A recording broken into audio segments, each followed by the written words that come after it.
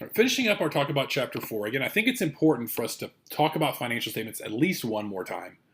And I do think it's important for you to be able to prepare these because this is on your first exam. Preparation of financial statements is on your first exam.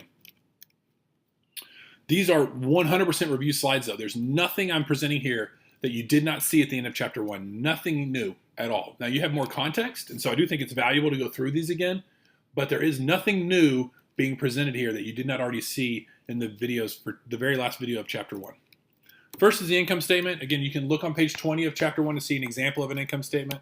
And the only thing that appears on the income statement, and if we're looking at, let's say you've already put in worksheet 4. If you look at worksheet 4, and we're thinking about income statement preparation, there's closing entries on there too, but if you're thinking of income statement preparation, every account on that worksheet, you're going to use one time and only one time. Every account on that worksheet, you're going to use one time, or every on that trial balance, you're going to use one time. And so typically whenever I'm doing this, whenever I'm doing my income statement, retained earnings, balance sheet preparation like you're going to do in worksheet 3, I literally cross out or put a check next to each number that I use so that I make sure I don't use the same number twice. Your revenues and expenses are all going to be put in your income statement. Revenues are pluses, expenses are minuses, and then you calculate net income. That net income amount is going to travel to the statement of retained earnings. It's literally that income statement goes with you to the statement of retained earnings. Start with your beginning balance of retained earnings. If you're looking at your account list for worksheet 3, that old number of retained earnings, the one that's on your sheet that you're not ever going to use again, except right here. This is where you're going to use it. You're going to add whatever net income you calculated on your income statement, subtract any dividends. You're not going to see a net loss, but technically you would subtract a net loss.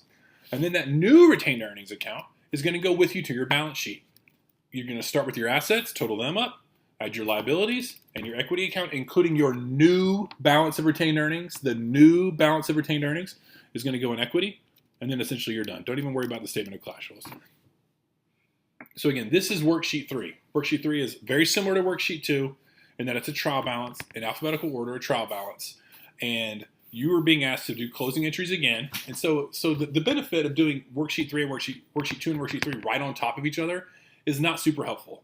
Again, I present these typically in class. I do worksheet 2 at the end of one day and then worksheet 3 at the beginning of another day so that the students have another exposure to closing entries. Get that second touch at it, hopefully to help. And then I add on the financial statements at the end again to close that out. I'm going to talk a little bit about the exam now because this is a short video anyway, but there's an exam review in Blackboard that walks you through all the stuff that's on the exam. Your homework is also I think helpful. Wrap back I'm telling you right now what's on the exam. There's multiple choice questions, pretty evenly split among all the chapters.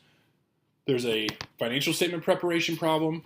There's some regular Chapter 2 journal entries you have to prepare, some adjusting Chapter 3 journal entries you have to prepare, and you have to know and understand the closing process, why it happens, what it is. That's what's on the exam. And so use worksheets that match up with that. Use homework that's matched up with that. Go back, redo a homework assignment you've already done. You don't lose any points, and it's good practice. And then make sure you understand all those questions that are on that exam review sheet. The exam review sheet tells you literally everything that's on the exam. So there should be no surprises as to what's on the exam. If you have questions about the exam review, feel free to reach out to your instructor.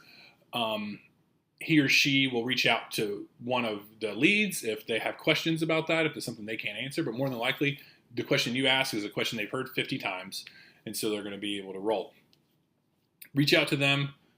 Use worksheets, do something to practice. Put yourself in a position where you have no notes, no books, no My Accounting Lab to help you, nothing, and see if you can prepare journal entries. See if you can prepare financial statements. If you can do that, then you're going to be in pretty good shape for this exam. But if you can't do it without books, that's what you need to be able to do before you sit down for that first exam. Good luck to you, and hopefully we'll see you at Chapter 5.